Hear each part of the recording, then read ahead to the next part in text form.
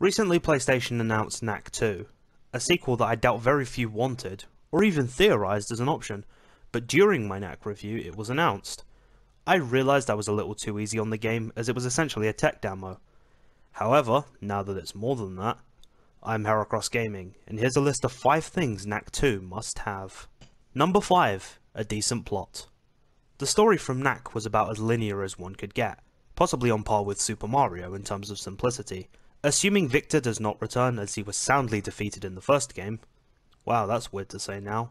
The new villain should be someone who doesn't always run away from Knack in my opinion, and instead should be a foe worthy of going toe to toe with the reliable pile of relics.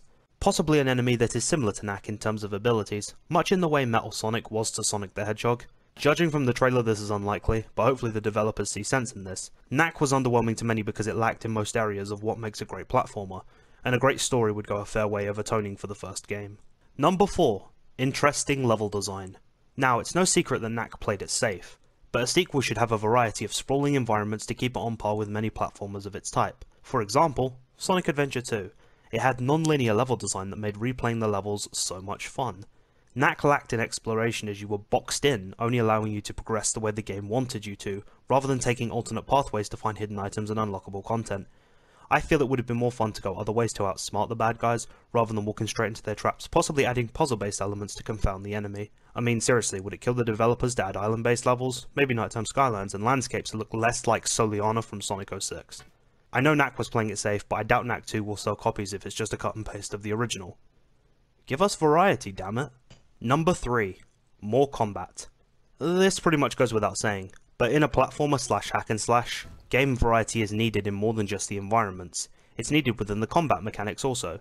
Knack pretty much had 3 means of offense, and that was basically the strike attack with the square button, a rollout attack by double tapping the X button then pressing square, and blasting many enemies as possible using the Sunstone relics. Okay, 4 if you include a strongly worded letter to the enemy's parents. Deadpool was a prime example of this, as it had a barrage of weaponry that was not only interesting to use, but fully upgradable also. Knack has no real upgradable elements, and that can lead to many being discouraged from playing the game multiple times, which is necessary to unlock the various incarnations of Knack through the exploration or relics in hidden rooms. Number 2. Character development. Aside from the Professor, there were no real standout characters in Knack.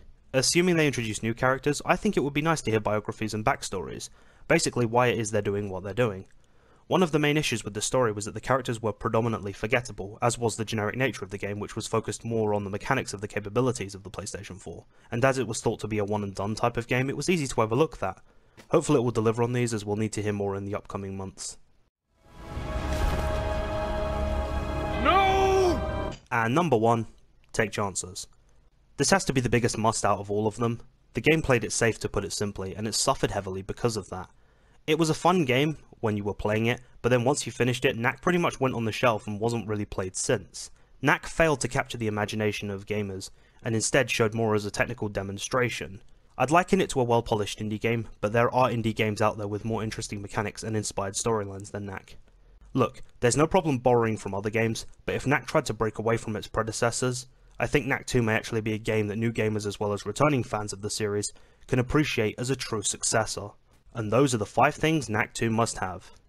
In my opinion. I've been Heracross Gaming, and I'll see you guys soon.